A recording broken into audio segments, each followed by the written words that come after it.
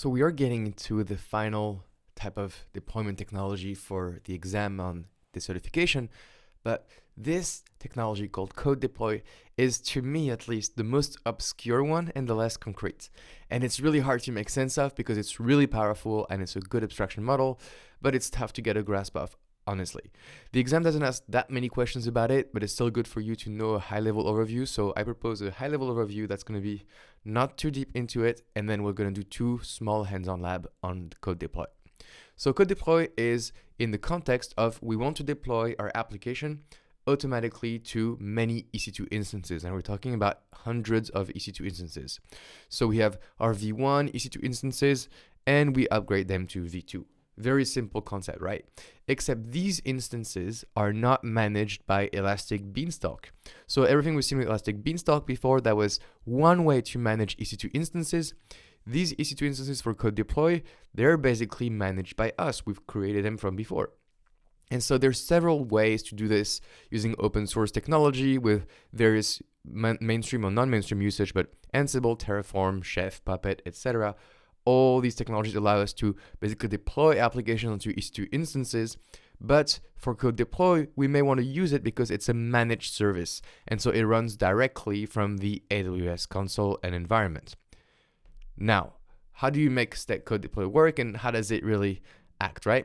So each EC2 machine, and I think that's one of the most important things you need to know about code deploy, at least for the exam, they can be an EC2 machine or it can be an on-premise machine, by the way. And it must be running something called the code deploy agent. So it's like a little software running on the EC2 machines. And so the agent is basically going to do something. It's going to continuously poll for the AWS code deploy service and ask it, hey, do I have to deploy new stuff? Do I have work to do? Code deploy will send the appspec.yaml file, or will point to it at least. The application we pulled to from GitHub and S3, and EC2 will run the deployment instructions. And code deploy agent at the end of it will report whether or not there was a success or a failure of the deployment on the instance.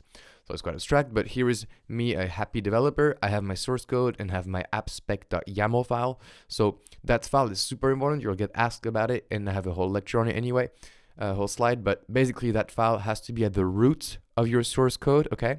And it will define how the application gets deployed.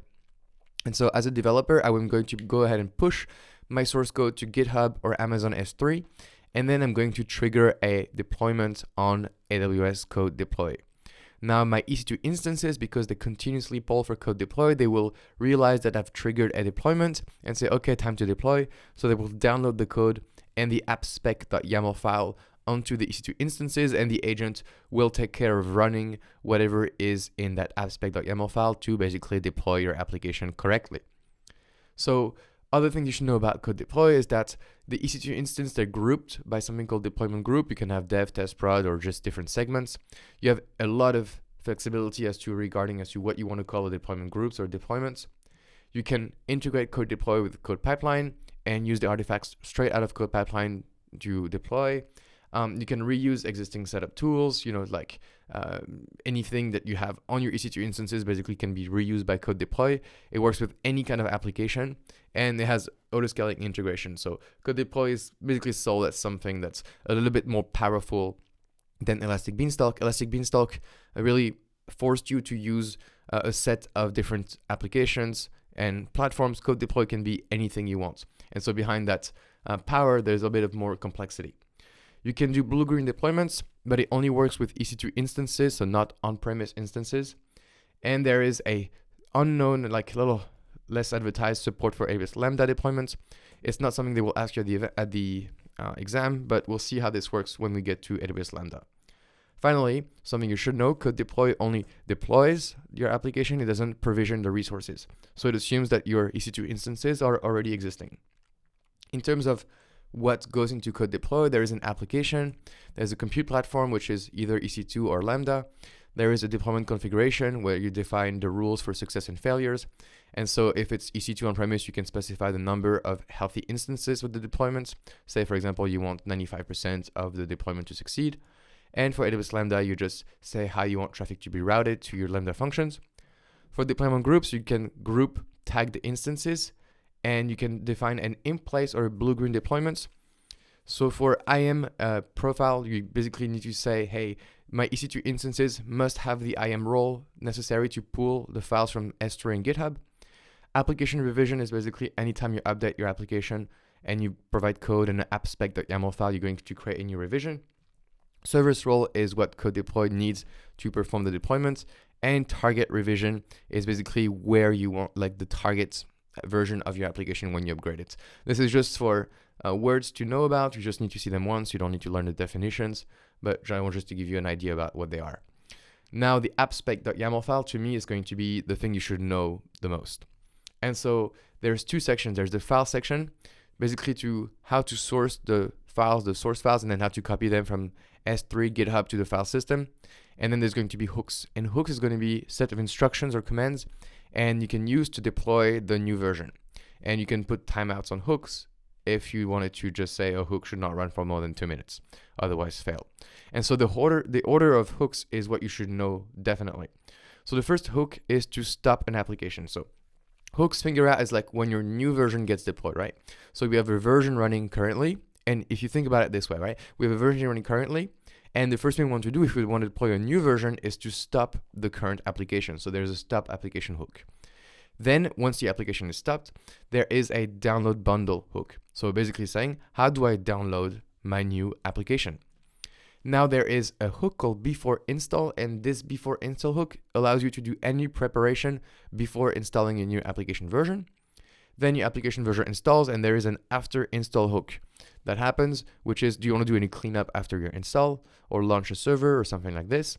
And then you have application start. So how do you start your application? And then finally, validate service. So once your application is started, how do we make sure that your application is indeed working? And that's really important because that's kind of like the health check to make sure that your application got correctly deployed, right? And so not all these steps must be specified. You can specify as many as you want, but you need to remember the order of them. And to me, it's pretty natural. You just run through the order on your mind and it kind of makes sense, right? So the exam will ask you about, the order of these hooks, for example.